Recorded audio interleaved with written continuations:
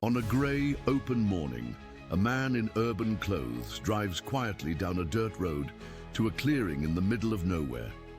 In the back seat, a 7-year-old girl in a wheelchair holds a faded blue ribbon, trying to figure out where she's being taken. He stops the car on dry roots and without a word starts digging a hole with a shovel. Far away, a white horse bursts through a stable fence and gallops with no clear direction. The girl is laid in the hole, buried up to her chest. The man turns his back and leaves, but the horse does what no man had the guts to do: love stories with animals. Then subscribe now and don't miss out. Thanks for following along. Now, back to the story. The Montana sky stretched endless above Rolling Creek, a forgotten place where dust-covered pickup trucks rattled down clay roads and time seemed to move with the languid pace of the seasons. In this corner of America's heartland, 7-year-old Lily Bennett sat in her wheelchair beneath the sprawling branches of an ancient oak tree, watching a white horse through the weathered fence posts of Henderson's stables. Lily's wheelchair had been her companion since birth, a necessary extension of her body after a congenital spinal defect robbed her of the ability to walk. The metal frame gleamed in the afternoon sun, freshly polished by her mother Hannah's careful hands, the same hands that braided Lily's chestnut hair each morning, that held 2 jobs to keep their small house at the edge of town, that trembled, sometimes late at night when she thought Lily was asleep. "He's watching me again, Mama," Lily whispered, her grey eyes, storm clouds contained in a child's gaze, never leaving the stallion that stood apart from the other horses. Hannah Bennett knelt beside her daughter's wheelchair, tucking a stray strand of hair behind her ear. At 32, Hannah's face carried the weathered lines of a woman who had faced more winters than her years suggested. "That's Phantom," she said with a tired smile. "Mrs. Carson says he doesn't get along with the other horses. Been that way since she rescued him from some rodeo folk who didn't treat him right." Lily nodded, as if confirming something she already knew. "He understands what it's like to be different." Her small hands gripped the wheels of her chair, calluses forming, where most children her age would have the marks of playground adventures. "He hears things nobody else does, just like me." Hannah squeezed her daughter's shoulder, familiar with Lily's uncanny perceptiveness. Since she was tiny, Lily had shown a remarkable sensitivity to the world around her, especially to animals. It was as if the absence of movement in her legs had amplified her other senses, creating a child who could interpret the language of wind through prairie grass and read the emotions of creatures that never spoke. "I've got to head to my shift at the diner, sweetheart. Mrs. Carson said you can stay and watch the horses until sunset. I'll pick you up on my way back." Hannah's voice carried the weight of constant worry, of medical bills piled on the kitchen counter, of physical therapy sessions they couldn't afford often enough. "I'll be fine, Mama. Phantom will keep me company." Hannah kissed the top of Lily's head, inhaling the scent of sunshine and apple shampoo. "I know he will, baby. I know he will." As her mother's car disappeared down the dusty drive, Lily maneuvered her wheelchair closer to the fence. The path was rough, and her arms strained against the uneven ground, but she had developed strength beyond her years. When she reached the fence, she settled into her usual spot beneath the shade of a towering cottonwood tree. Eleanor Carson, a woman whose 70 years had etched deep lines around kind eyes, emerged from the stable carrying a bucket of feed. Her weathered hands bore the marks of decades working with horses, and her silver hair was pulled back in a practical braid that hung down her back. When she spotted Lily, she offered a gentle wave. "Good afternoon, Miss Lily. Come to visit your friend again?" Eleanor's voice carried the soft drawl of generations in Montana soil. "Yes, ma'am. Is it okay if I just sit here for a while?" "You know you're always welcome, child," That stallion behaves better when you're around. Eleanor set down her bucket and approached the fence. It's the strangest thing. That horse won't let a soul touch him except for me, and even then, only when he's in the mood. But he watches you like you two share secrets. Lily smiled, a small knowing curl of her lips. We do, Mrs. Carson. He tells me things. Eleanor didn't dismiss the child's words as fancy. She'd spent too long with horses to doubt the inexplicable, connections that formed between certain souls. I believe you, honey. Some folks just have the gift. She reached into her pocket and pulled out an apple. Would you like to give him this? He might come over today. Lily took the apple, its smooth skin cool against her palm. Thank you. When Eleanor returned to her chores, Lily held the apple on her lap and waited. She never called to Phantom or made sudden movements. Their relationship was built on patience and silent understanding. Time passed differently in these moments, measured in the rhythmic swish of the horse's tail, the rustle of leaves overhead, the distant call of meadowlarks across the pasture. After nearly 30 minutes of stillness, Phantom's ears twitched forward. His powerful body, scarred in places where his white coat didn't quite grow right, tensed and then relaxed. With deliberate steps, he approached the fence where Lily waited. Hello, she whispered as he drew near. I brought you something. Phantom's nostrils flared, sensing the apple. He lowered his massive head, dark eyes reflecting Lily's image. Back to her. She held up the fruit, her arms steady despite the effort it took. The horse's soft muzzle brushed against her palm as he delicately took the offering. See, I told Mama you'd come today. Lily watched him eat, mesmerized by the powerful jaw that could so gently accept her gift. I have a new doctor appointment. Next week, Mama says maybe they can help me feel my toes again, but I don't think so. She spoke to him in conversational tones, as if they were old friends catching up. It's okay, though. I can go places in my head when they're poking at my legs. I go right here to this spot, and I imagine running with you across that big field. Phantom's ears flicked back and forth, listening. When he finished the apple, he remained by the fence, his breath warm against Lily's upturned face. Mrs. Carson says you were hurt by people before. Is that why you don't like most folks coming near you? She reached up, not quite touching him, but letting her hand hover near his muzzle.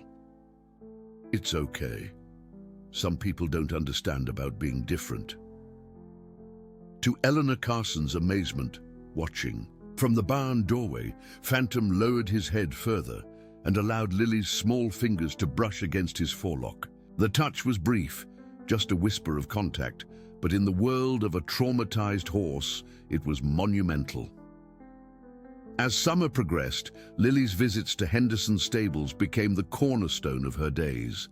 Hannah would drop her daughter off during her shifts, grateful for Eleanor's kindness and the peace the horses brought to Lily's life. The elderly woman had become something of a grandmother figure, teaching Lily about horse care from her wheelchair, adapting lessons so the child could participate in brushing and feeding. But it was Phantom who truly transformed during those months. The horse that once stood apart now waited by the fence when Lily's mother's car would appear on the horizon. He would follow the wheelchair's path along the fence line, matching his pace to hers. Eleanor began to notice how he positioned himself between Lily and any unexpected movements or sounds, as if appointing himself her protector. That horse has claimed you, Eleanor told Lily one evening as Hannah's headlights appeared on the dusty road. In all my years with horses, I've never seen anything quite like it. Lily nodded, her face serious beyond her years. He knows I need him, and he needs somebody who understands his language. As Hannah helped load Lily's wheelchair into their aging sedan, she noticed how her daughter's face seemed brighter after these afternoons at the stables. There was a calm confidence that hadn't been there before, a strength that came from being truly seen by another living creature. That night, as Hannah sorted through another pile of medical bills at the kitchen table, she heard Lily talking in her bedroom. Peering through the crack in the door, she saw her daughter sitting up in bed, gazing out the window at the distant lights of Henderson's stables. "I'll see you tomorrow, Phantom," Lily whispered to the night. "Keep watch until I come back." Hannah pressed her hand against her mouth, emotions rising like floodwaters behind a fragile dam. Her daughter, isolated by her condition in so many ways, had found a soul that understood her without words.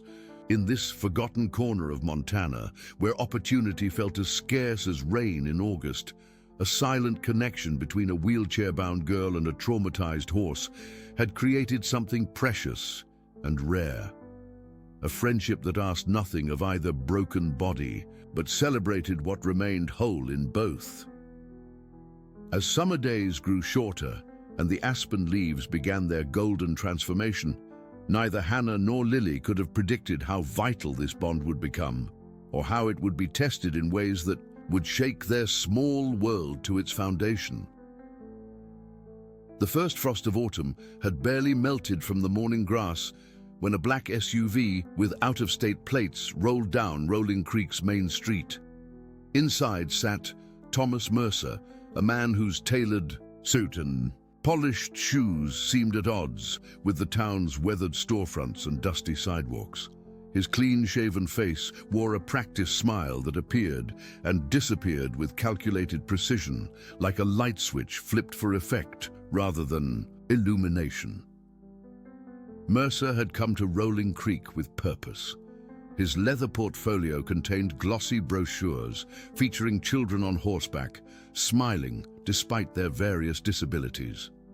The words Equine Therapy Foundation were embossed in gold across each pamphlet, alongside testimonials from grateful parents and medical professionals. It was an impressive presentation, one he had refined across 3 states and 7 small towns over the past 2 years. At the Rolling Creek Diner, Hannah Bennett poured coffee for the few morning regulars, ranchers and farm hands who started their days before dawn. The bell above the door chimed as Mercer entered, briefcase in hand, his cologne a sharp contrast to the sense of bacon grease and fresh pie that permeated the air. "Welcome to Rolling Creek Diner," Hannah said, reaching for a menu. "Just yourself today?" "Just me," Mercer confirmed, settling into a booth by the window. His eyes scanned Hannah's name tag, then moved to the small framed photo she kept pinned to her apron, Lily smiling from her wheelchair. "What a beautiful daughter you have." Hannah's hand instinctively moved to the photo. "Thank you, that's my Lily. I couldn't help but notice. Is she in a wheelchair?" His voice dropped to a tone of practiced concern. "Yes, she was born with spinal dysraphism," Hannah replied, the medical term flowing automatically after years of explaining her daughter's condition to strangers. "She's never been able to walk." Mercer nodded sympathetically. "I'm so sorry to hear that. What a coincidence, though. I'm actually in town because of children like your daughter." He reached for his briefcase, producing one of his brochures. "I represent the Equine Therapy Foundation. We provide therapeutic riding programs for children with physical disabilities." Hannah's eyes widened as she scanned the material. "Equine therapy? Lily loves horses. She spends every afternoon at Henderson Stables down the road." "Perfect." Mercer's smile broadened. "We're actually looking to establish a satellite program in this region. The benefits for children with mobility issues are remarkable. Improved muscle tone, balance, confidence, all through the healing connection with horses." For the next hour, as the diner emptied and Hannah worked through her shift, Mercer outlined a vision that seemed tailored precisely to her deepest hopes for Lily. He spoke of specialized equipment, trained therapists, and scholarships for families with financial constraints. Each word was a carefully placed stepping stone across the river of Hannah's doubt, leading her toward a shore that glimmered with possibility. "We should meet your daughter," Mercer suggested as he left a generous tip on the table. "And see. These stables you mentioned, perhaps there's potential for partnership there." That evening, Hannah recounted the conversation to Lily, her words tumbling out with an excitement she hadn't felt in years. "He says they might even be able to provide a custom saddle, baby, something that would let you actually ride." Lily sat quietly at the kitchen table, pushing peas around her plate. "But I already go to the stables, Mama. Mrs. Carson teaches me things, and Phantom is my friend." "This would be different, sweetheart. This would be therapy, like the physical therapy we drive all the way to Billings for, except with horses. With Phantom, maybe. Can I still just sit with him sometimes, without the therapy part?" Hannah knelt beside her daughter's wheelchair, taking her small hands. "Of course you can. This man, Mr. Mercer, he just wants to help make things better. For kids like you, he's coming to meet you tomorrow." Lily nodded, but something in her storm-gray eyes darkened. "Okay, Mama." The following afternoon, Thomas Mercer's black SUV pulled into Henderson's stables. He emerged wearing what he must have imagined was appropriate attire for a rural visit: pressed jeans that had never seen a day's work and a button-down shirt too crisp for the dusty environment. Hannah had arranged for Eleanor Carson to meet, them hoping the stable owner would share her enthusiasm. Lily sat in her wheelchair beside the paddock fence, where Phantom stood watching. The white horse's ears were pricked forward, his body unusually tense. As Mercer approached, Phantom took several steps backward, nostrils flaring. "So this is Lily," Mercer smiled, crouching to her level. "I've heard so much about you from your mother." Lily didn't return his smile. Her eyes moved between the man and her horse. "Phantom doesn't like you," she said simply. Hannah flushed. "Lily, I'm sorry, Mr. Mercer. She's usually not so blunt with strangers." Mercer waved away the apology. "No need to apologize. Children with special needs often have unique ways of expressing themselves." He straightened, turning his attention to Eleanor Carson. "And you must be Mrs. Carson. Your facility is charming, very rustic. I'd love to discuss how our foundation might help modernize it for therapeutic purposes." Eleanor's weathered face remained impassive as she shook his extended hand. "Henderson's has been serving this community for 3 generations without much modernizing, Mr. Mercer. But I'm always interested in what's best for the horses and the children who love them." As the adults walked toward the stable office, Mercer placed a hand on Hannah's shoulder, guiding her forward. "We've seen remarkable improvements in cases just like your daughter's. Some children even managed to take their first steps after our program." Lily watched them go, her hands gripping the wheels of her chair. Once they disappeared inside, she turned back to Phantom. "I don't like him," she whispered. "There's something wrong with his eyes. They don't match his smile." Phantom pawed at the ground, his tail swishing in agitation. "You feel it too, don't you?" Lily maneuvered her chair closer to the fence. "Mama's so excited, though. She thinks he can fix me." Inside the office, Mercer unfolded diagrams of specialized equipment and outlined a pilot program that would bring resources Rolling Creek had never seen. To Hannah, each word was a lifeline thrown to a drowning woman. For 3 years, she had worked double shifts and sold family heirlooms to cover Lily's medical expenses. Now, this polished stranger was offering hope without price. Tags attached. Eleanor Carson, however, asked questions that probed beyond the glossy surface. "Where exactly is your foundation headquartered, Mr. Mercer? I'd like to speak with some of the families you've worked with." Mercer's smile never faltered as he produced business cards and reference letters. Of course, due diligence is important. Our main facility is in Colorado, but we operate satellite programs throughout the Mountain West. I can arrange calls with several parents. By the time they emerged from the office an hour later, Hannah was convinced. Eleanor remained reserved, but willing to consider the proposal. Only Lily, sitting silently by the fence with Phantom standing guard nearby, seemed unmoved by Mercer's vision.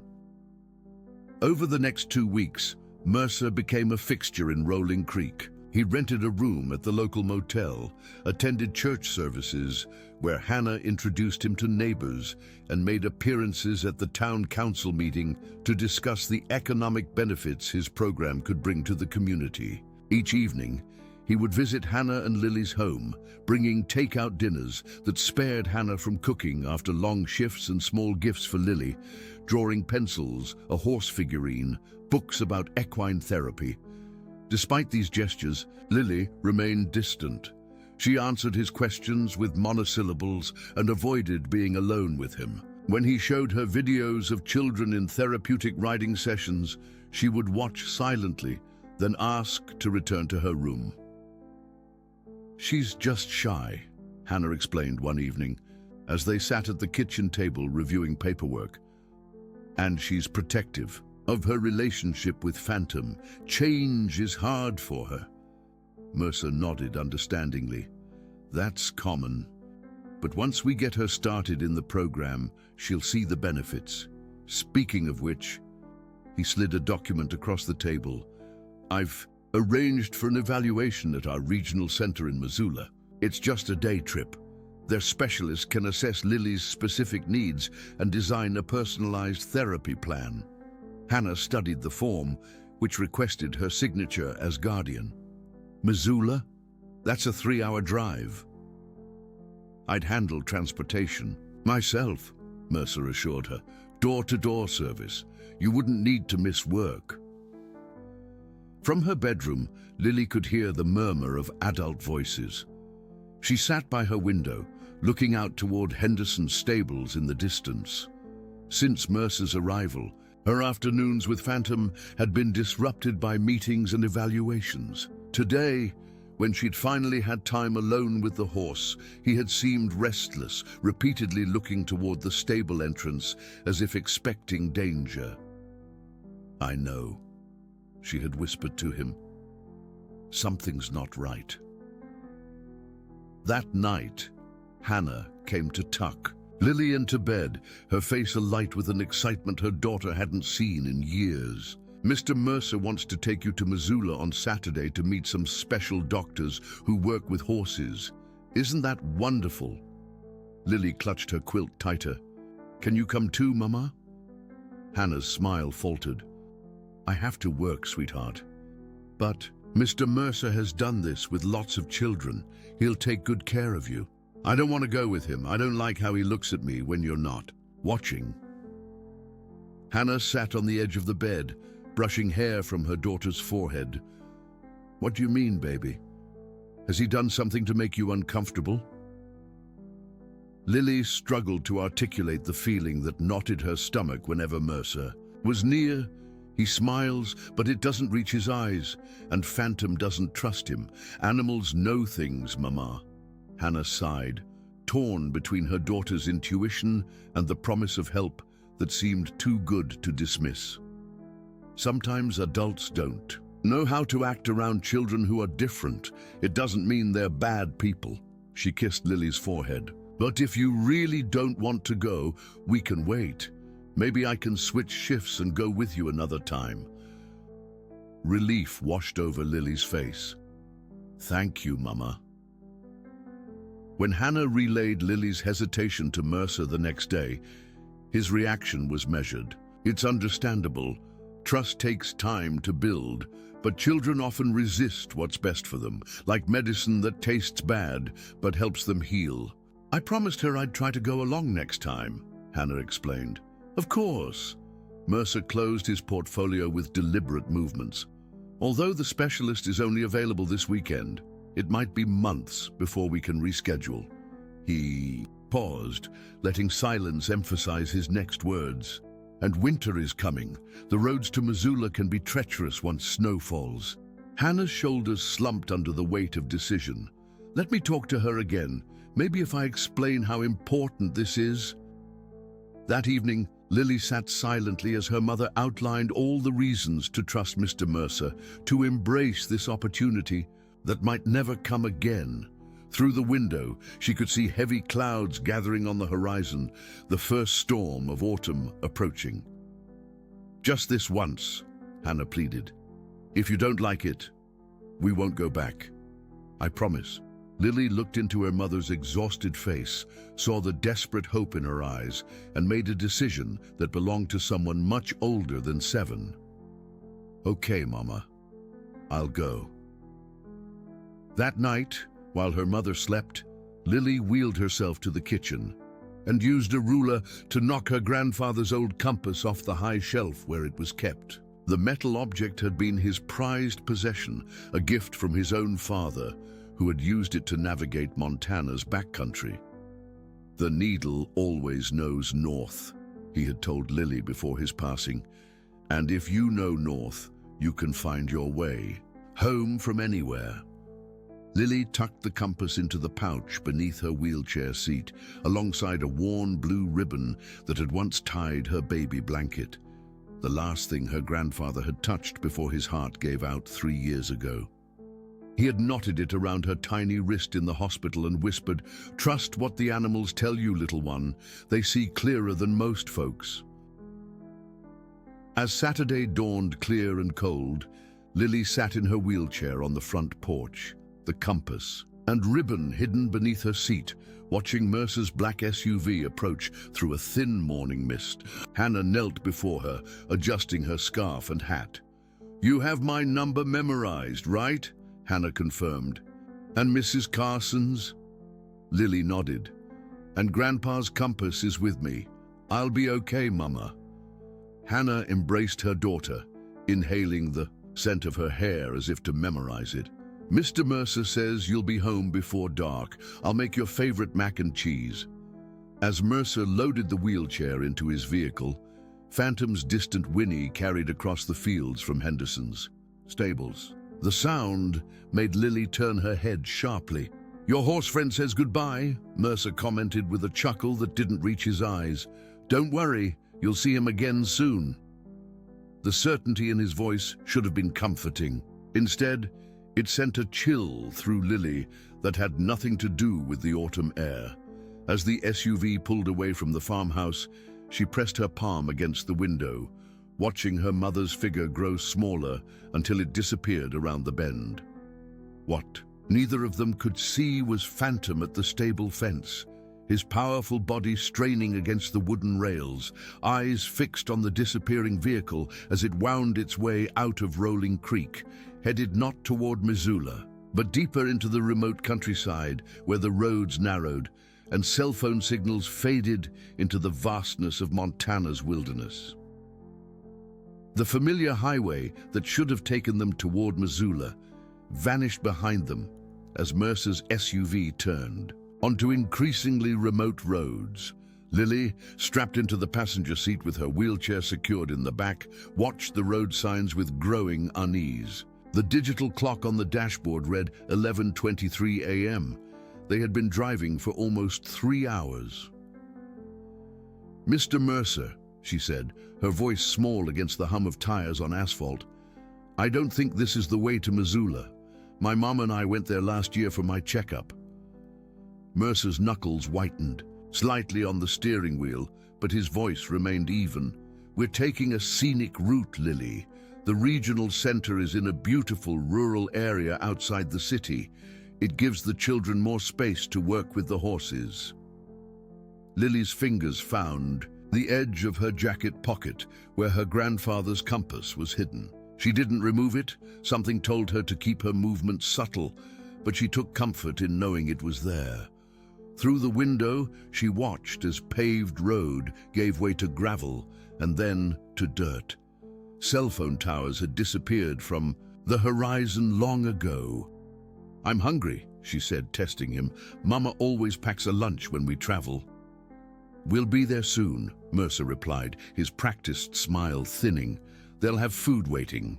But after another hour, when the SUV turned onto a narrow Forest Service road that wound deep into pine-covered hills, Lily knew with certainty that there was no therapeutic riding center waiting at the end of their journey. The vehicle bumped over exposed roots and rocks, jostling her wheelchair in the back. "I want to call my mama," she announced, summoning courage from somewhere deep inside. Mercer's response was quick and sharp. "There's no cell service here, Lily. We're almost there."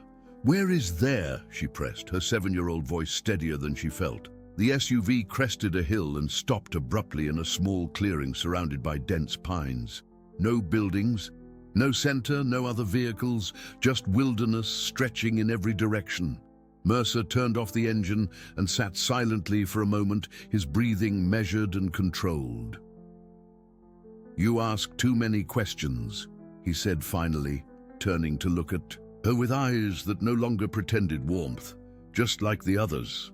Fear constricted Lily's chest, but she kept her expression neutral, a skill learned through years of medical procedures when she didn't want her mother to worry.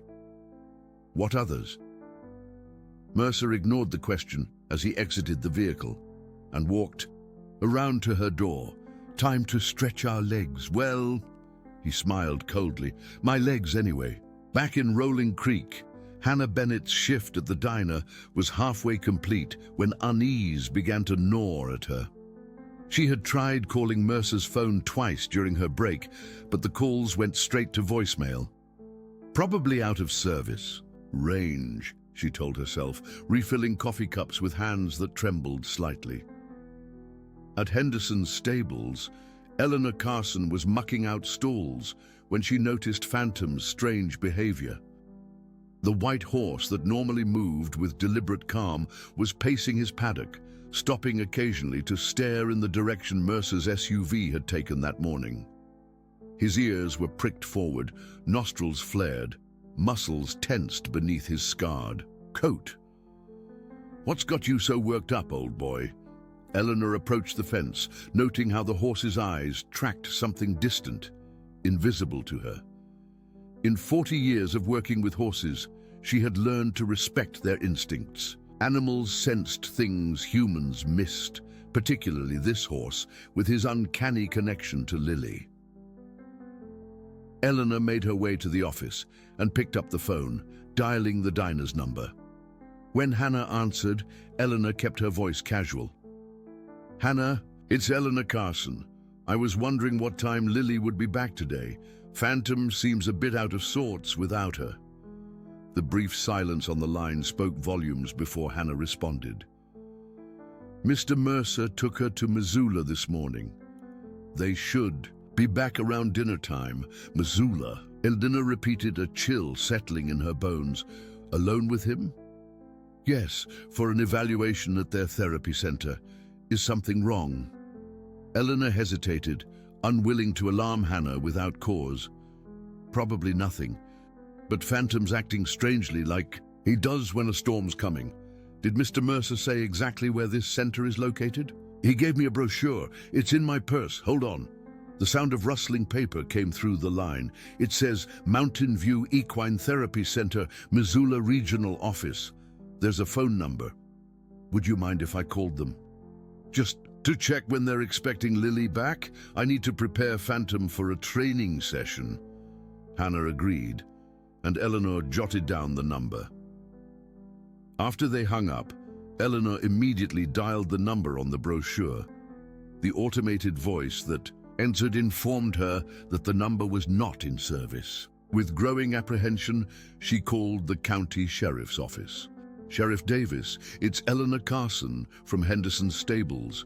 I need you to run a check on someone named Thomas Mercer and an organization called the Equine Therapy Foundation." In the forest clearing, Mercer lifted Lily from the passenger seat with unsettling efficiency. Rather than retrieving her wheelchair, he carried her to a patch of ground beside a massive pine tree. The earth here was soft from recent rain, the pine, needles forming a thick carpet. "Do you know why I chose you, Lily?" Mercer asked, setting her down against the tree trunk. Her legs sprawled uselessly before her, vulnerable without her wheelchair. "Because no one believes children in wheelchairs. The last one told her mother about me too, but they sent her to therapy instead, thought she was making up stories."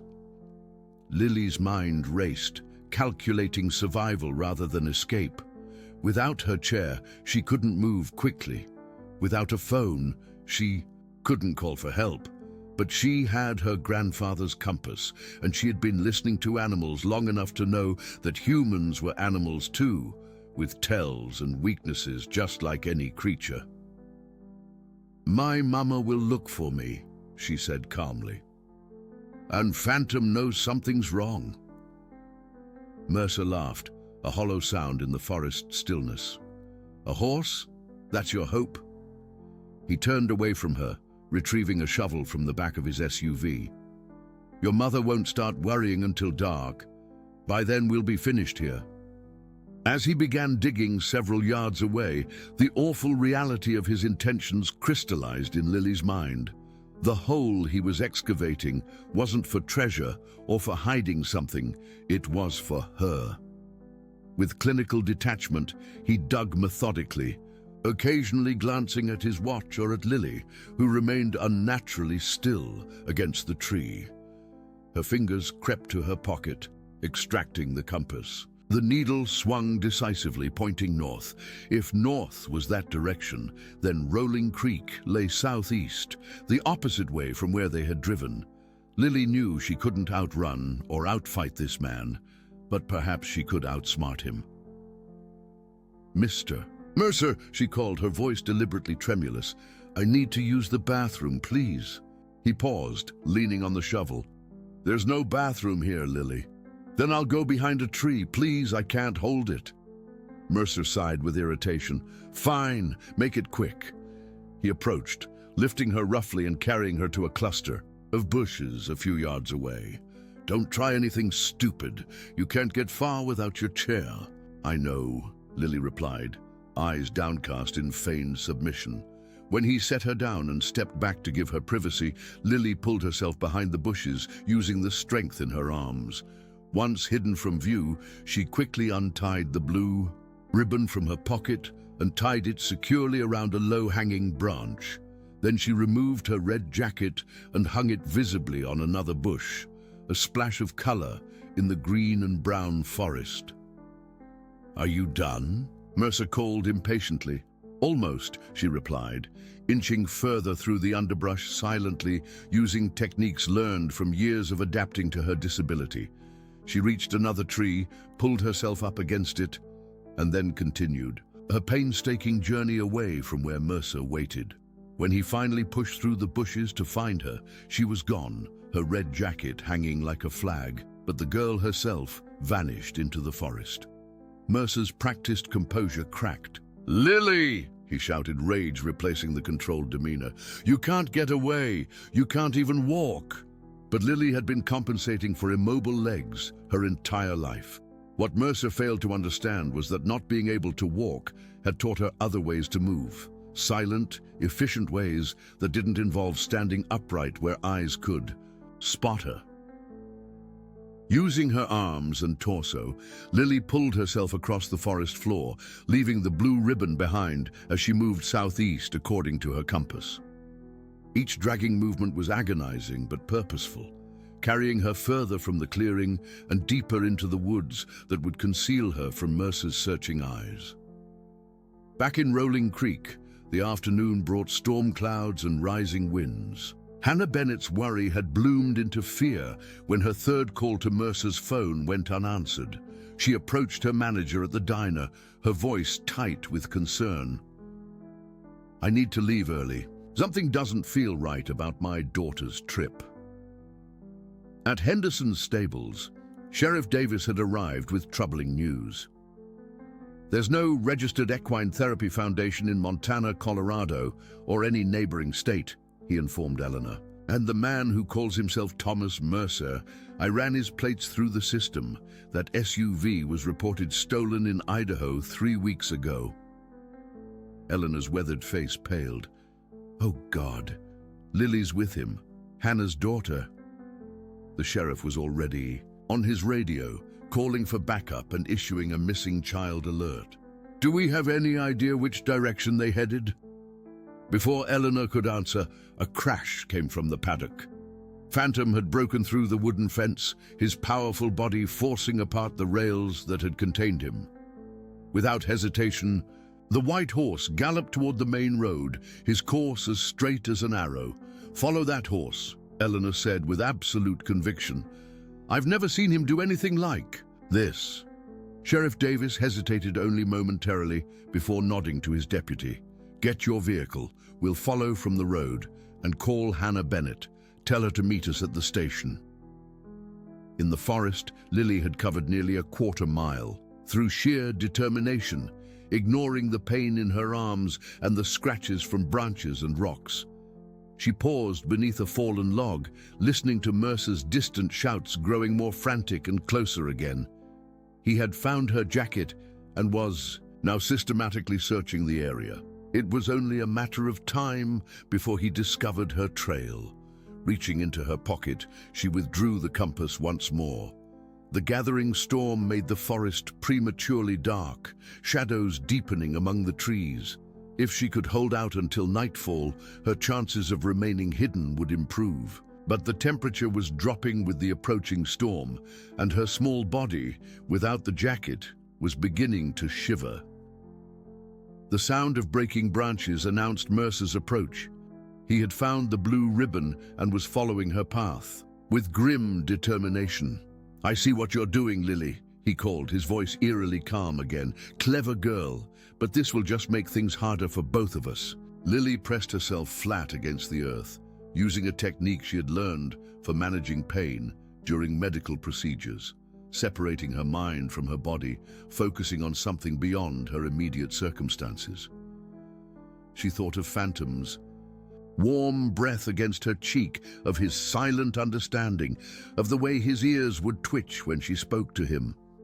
Please find me, she whispered, not to God or to her mother, but to the white horse who had become her unlikely guardian. Please! Know which way I've gone.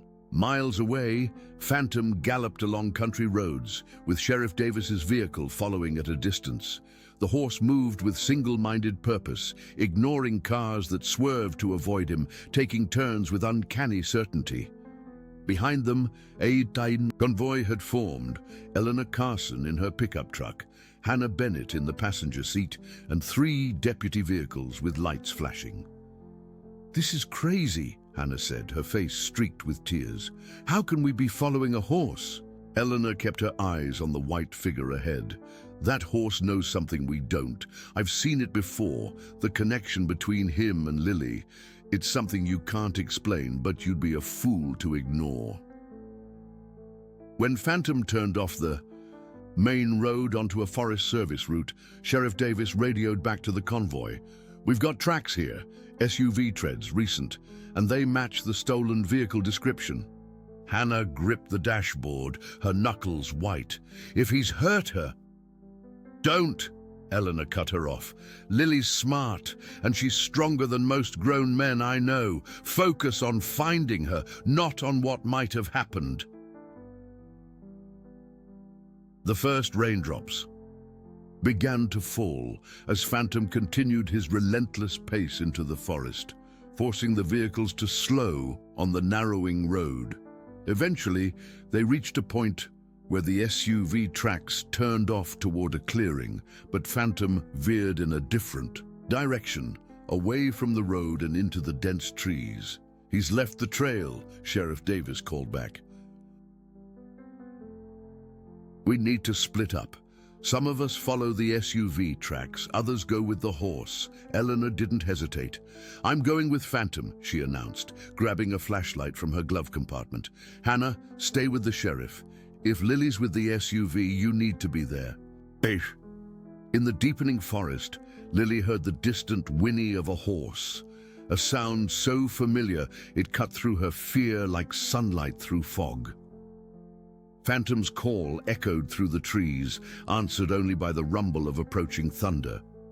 She wanted to call back, to somehow signal her location, but Mercer was too close, his footsteps methodically covering the ground between them.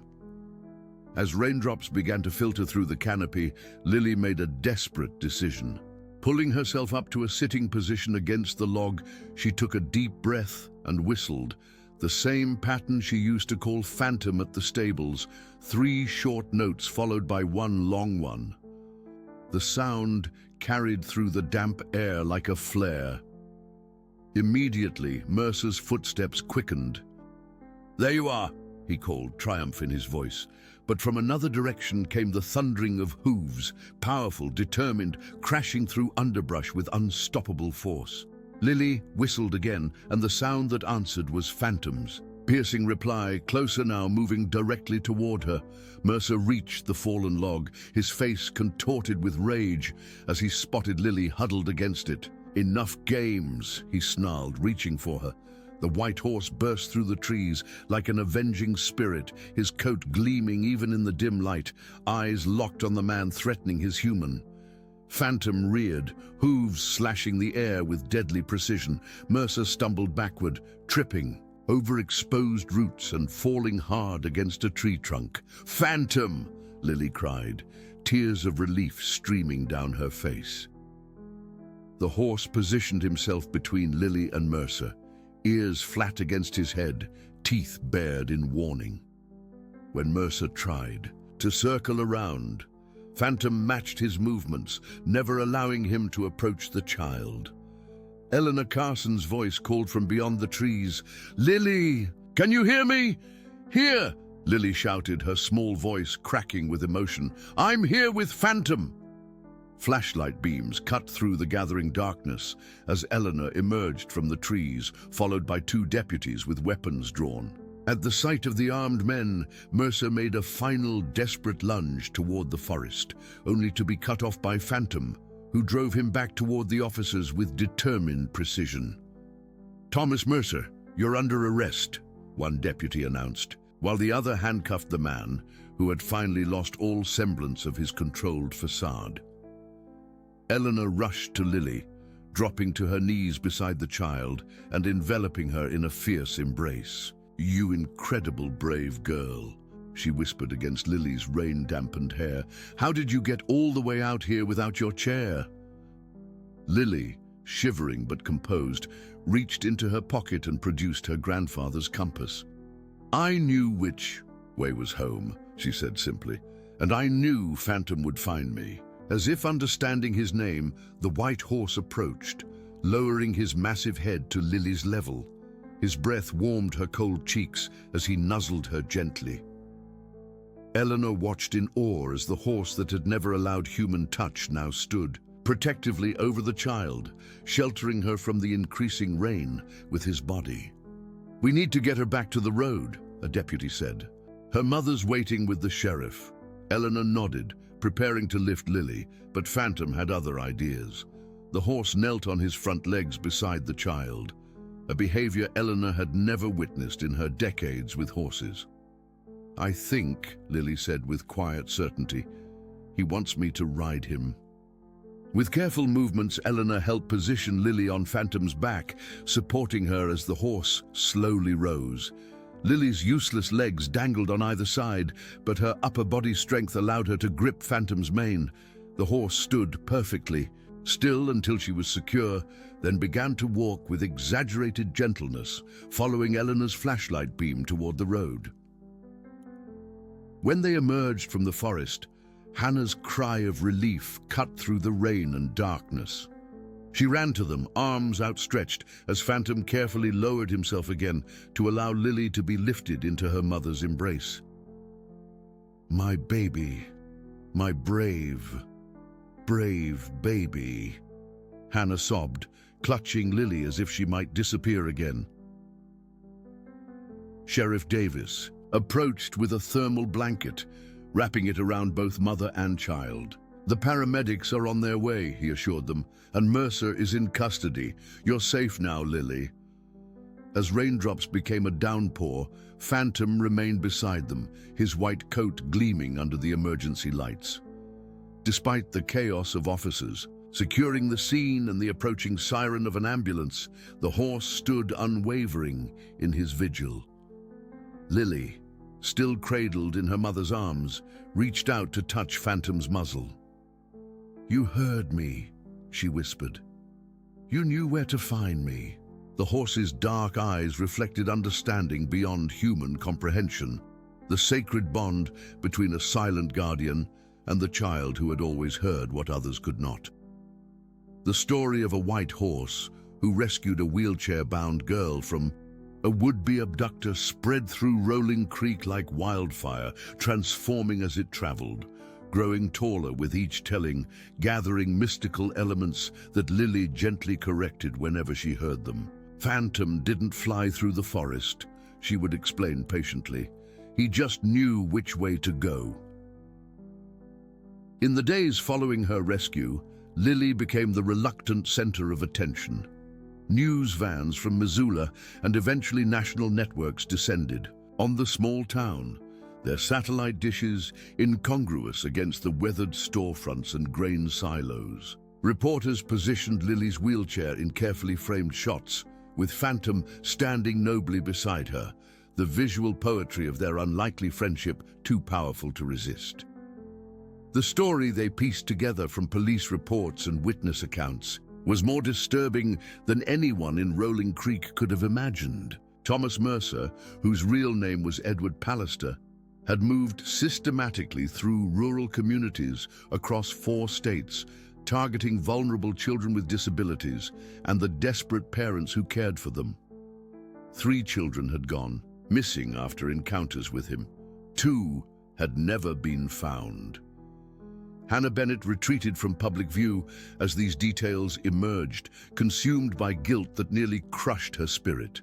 Each night, she would sit beside Lily's bed, long after her daughter fell asleep, watching the rise and fall of her chest as if to reassure herself that this miracle, this narrow escape, had actually happened.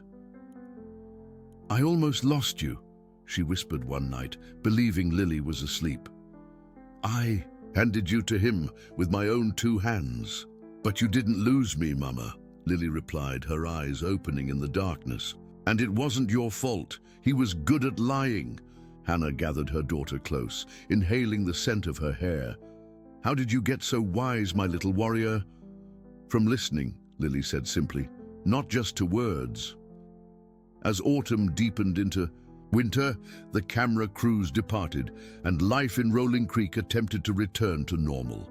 But normal had been redefined. Hannah found herself unable to stay in their small house, jumping at shadows and startling at unexpected sounds. The memories of Mercer sitting at their kitchen table, handling Lily's belongings, breathing their air, it was too much to bear.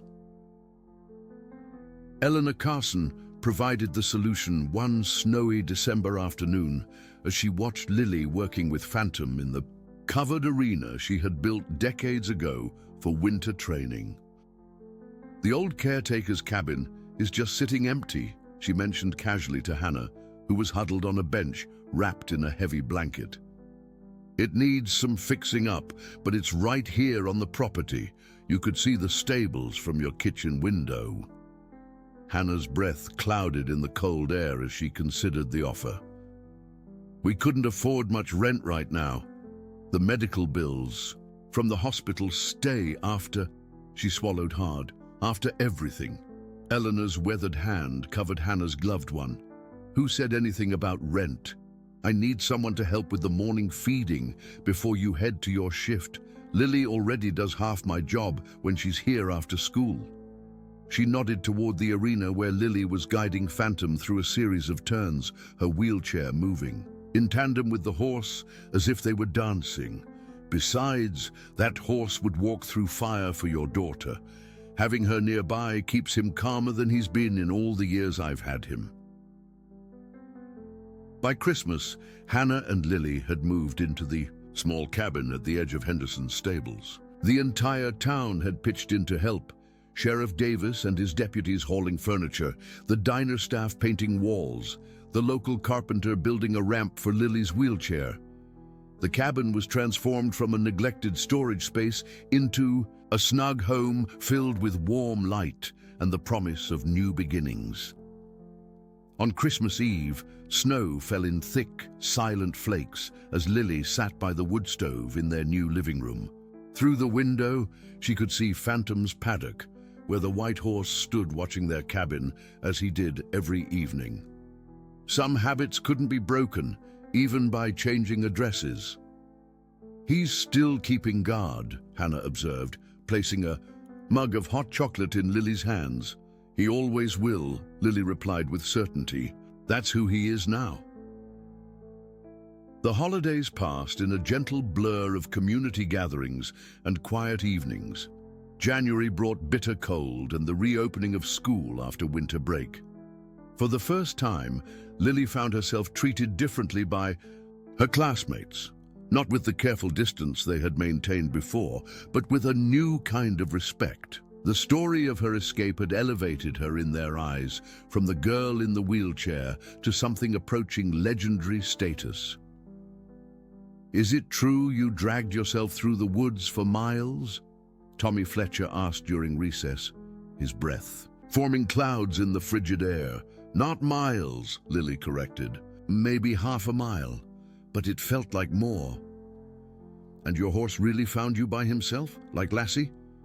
Lily smiled at the comparison. "Phantom's smarter than Lassie, and he doesn't bark as much." As winter thawed into spring, an unexpected visitor arrived at Henderson's stables. Dr. Rebecca Winters from Montana State University's Equine Studies program had read about Lily and Phantom in a feature article. Her research focused on therapeutic riding programs, particularly the measurable benefits for children with mobility impairments. "The bond you've developed with this horse is extraordinary," Dr. Winters explained after watching Lily and Phantom work together in the arena. "Most therapeutic riding programs spend months trying to create what you two have naturally." Eleanor Carson leaned on the fence beside the professor. "Lily doesn't need a program. She figured out her own way." "That's precisely why I'm here," Dr. Winters replied. "I don't want to put Lily in a program. I want to learn from her, to understand how this connection formed and how we might foster similar relationships for other children." The proposition that emerged changed the trajectory of Henderson's stables forever. With grant funding from the university, Eleanor's property would become a research site for natural horsemanship therapeutic techniques. Children with various disabilities would visit, not for structured therapy sessions, but for organically developing relationships with carefully selected horses. Lily, despite her young age, would serve as a peer mentor, demonstrating the techniques she had intuitively developed with Phantom. By summer, the transformation was underway. New accessible pathways wound through the property. A lift system was installed in the main arena. Most significantly, 6 additional horses, each selected for their temperament and sensitivity, joined Phantom in the expanded stables. On a warm June afternoon, the first group of children arrived. 5 kids between the ages of 6 and 12, each with different physical challenges. Their parents watched nervously from a viewing area as Lily, now 8 years old, guided her wheelchair to the center of the arena where they had gathered. "Horses know things that people sometimes forget," she began, her voice soft but carrying across the space. "They know when you're scared, they know when you're sad, and they know when you need them, even if you don't know it yourself." From his position along the fence, Phantom watched attentively, as if understanding every word. The other horses stood in a loose semicircle, ears pricked forward with interest. "You don't have to walk to ride," Lily continued, looking directly at a boy whose leg braces caught the sunlight. "You don't have to talk to be heard." This was directed toward a girl with a communication board strapped to her wheelchair tray. "You just have to listen, not just with your ears, but with everything else." Over the following weeks, small miracles unfolded in the arena. A boy who hadn't spoken in 3 years whispered his first words into his horse's ear. A girl with severe anxiety found she could breathe normally while brushing her assigned mare. A child with limited upper body strength discovered muscles he didn't know he had while learning to balance on a specially designed saddle. Hannah, who had reduced her diner shifts to help manage the growing program, found herself moved to tears almost daily by the transformations she witnessed. "It's like watching them find pieces of themselves they didn't know were missing," she told Eleanor one evening, as they watched Lily demonstrating to a new participant how to offer an apple to a hesitant horse. "That's exactly what it is," Eleanor agreed. "Lily showed us the way, but each child has to find their own path through." The program attracted attention beyond Montana's borders. A documentary filmmaker spent a month capturing the children's progress. Medical researchers collected data on physical improvements and psychological changes. Donations began arriving from unexpected sources, enough to expand the facilities again, to hire specialized staff, to ensure that no family would be turned away for financial reasons. Thomas Mercer, or Edward Pallister, received a 30-year sentence without possibility of parole. The trial had been difficult, with Lily testifying via closed-circuit television, her quiet voice recounting the events in the forest with a composure that belied her age. When the sentence was announced, Hannah had collapsed into Sheriff Davis's arms with relief. Lily had simply nodded once and asked to go see Phantom. 1 year after her rescue, on a perfect autumn day when the cottonwood leaves shimmered gold against an impossibly blue sky, Lily sat in her wheelchair beside Phantom's paddock. The horse, now the undisputed patriarch of the expanded herd, rested his head gently on her shoulder, a gesture of affection he offered to no one else. "I had a dream last night," she told him, her fingers working through his mane. "I was running across the big meadow, and you were running beside me. My legs worked in the dream." She paused, considering this. "But it didn't feel any better than this does. It was just different." Phantom's ear twitched, listening.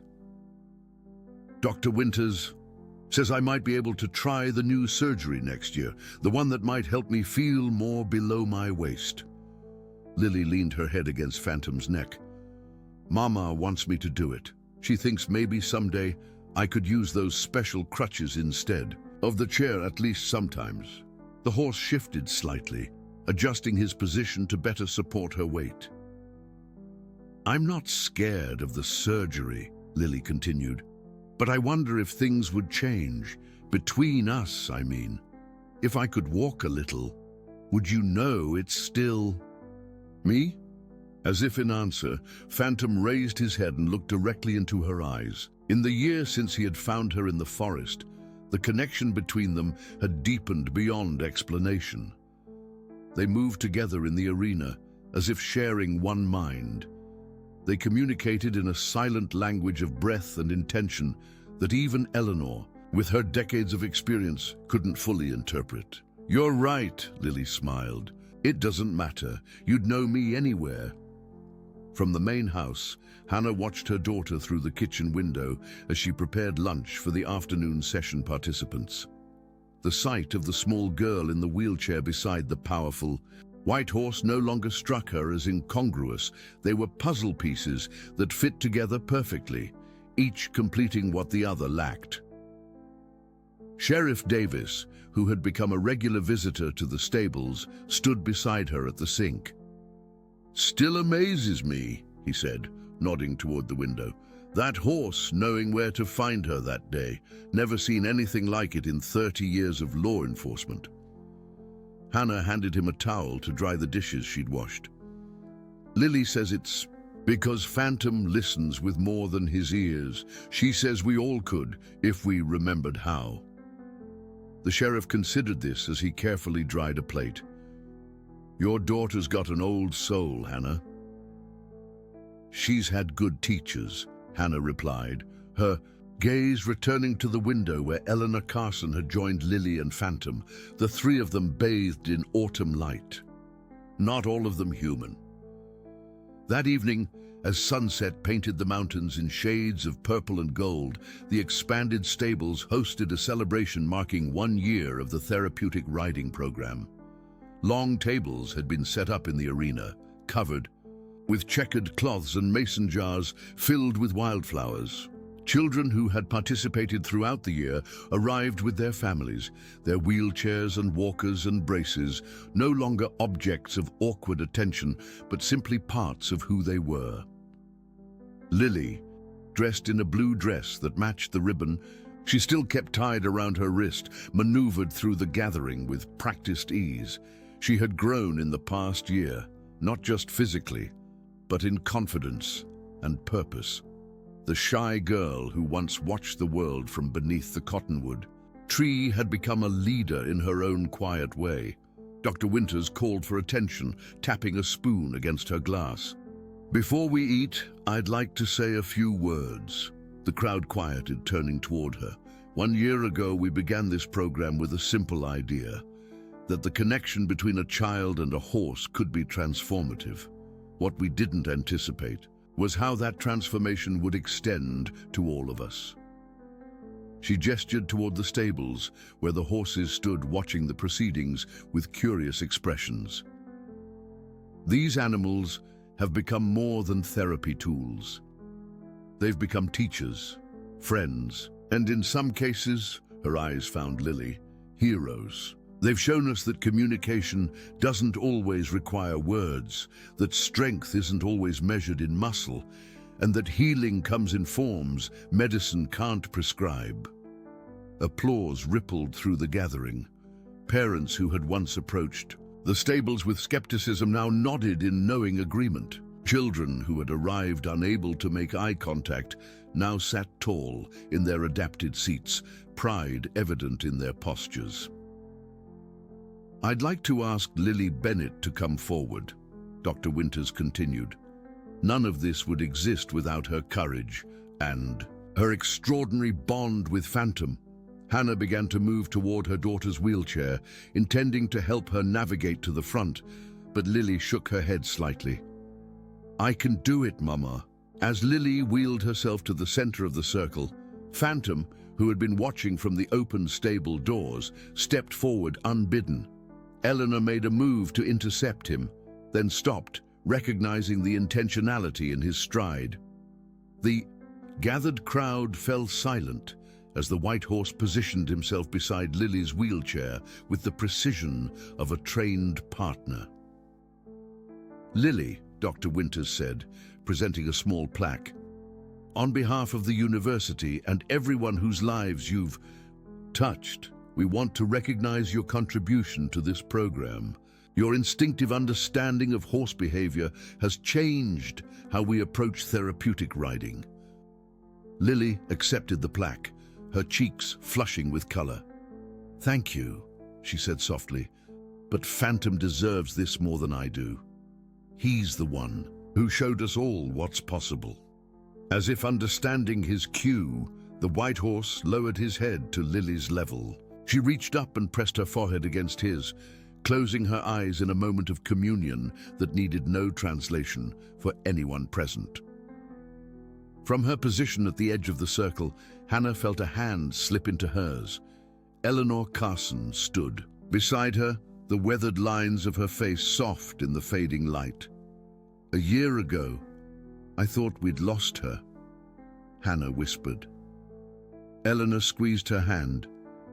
Instead, she found her place in the world. It just happened to be on the back of a horse that everyone else had given up on. As darkness settled over the mountains and stars appeared in the vast Montana sky, the celebration continued with music and laughter. Children who had once been isolated by their differences now moved through the gathering with newfound confidence.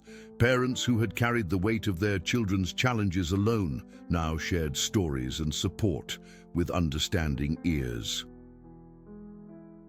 In a quiet corner of the arena, Lily had fallen asleep in her wheelchair, exhausted from the day's activities. Phantom stood beside her, his white coat glowing softly in the lantern light, maintaining his vigilant watch even as the party continued around them. Hannah approached with a blanket, intending to cover her sleeping daughter, but paused at the scene before her. The bond between child and horse, forged in fear, strengthened through trust, and now manifested in peaceful companionship, was more powerful than any therapy science could devise. She draped the blanket gently across Lily's lap and rested her hand on Phantom's neck. "Thank you," she whispered to the horse, "for bringing her back to me, for showing her who she really is." Phantom's dark eye regarded her with intelligence that transcended species. In that moment, Hannah understood what Lily had known all along, that some connections exist beyond explanation, beyond words, beyond the constraints of human understanding. They reside in a place where instinct and love meet, where the heart speaks a language more ancient than speech. As Rolling Creek settled into sleep beneath a canopy of stars, the lights of Henderson's stables remained lit, a beacon in the darkness, a testament to unexpected healing, and a reminder that sometimes salvation comes on four legs, with a knowing eye and a steadfast heart. In the years that followed, hundreds of children would find their way to the stables. Some would arrive broken, by circumstance, others by bodies that refused to cooperate with their spirits. All would discover what Lily had learned in that forest clearing, that courage doesn't always roar, that strength can be found in the most unexpected places, and that being heard has nothing to do with making noise. And always, the white horse would watch over them all, his scars a reminder that damage doesn't define destiny, and his loyalty to the girl in the wheelchair, a living example of what becomes possible when we learn to listen not just with our ears, but with our hearts.